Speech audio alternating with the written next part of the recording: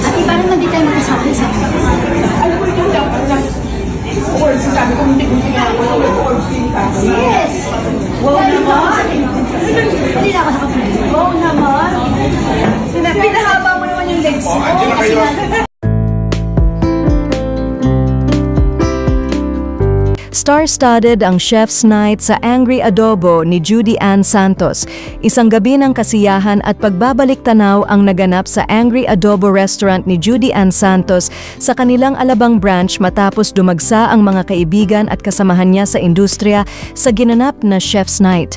Tampok sa naturang pagtitipon ang presensya ng malalapit na kaibigan ni Judy tulad ni Shara Soto, Maja Salvador, Arjo Atayde at Maine Mendoza na nagbigay kulay at sigla sa okasyon. Naging pagkakataon din ito para sa isang mini-reunion ng mga cast ng sikat na teleseryeng Mara Clara noong dekada 90 na minsang nagpatibok ng puso ng maraming Pilipino. Dumalo rin ang mag-asawang Gladys Reyes at Christopher Roxas na parehong naging bahagi ng makasaysayang serye.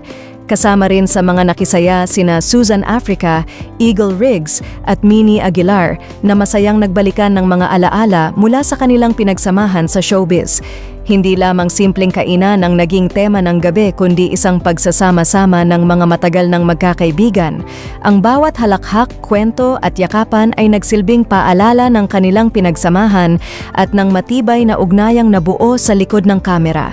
Sa huli, naging makabuluhan ang Chef's Night hindi lamang bilang selebrasyon ng masasarap na putahe ng Angry Adobo, kundi bilang patunay ng hindi nawawalang samahan at pagmamahalan sa pagitan ni Judy Ann Santos at ng kaniyang mga kaibigan sa industriya.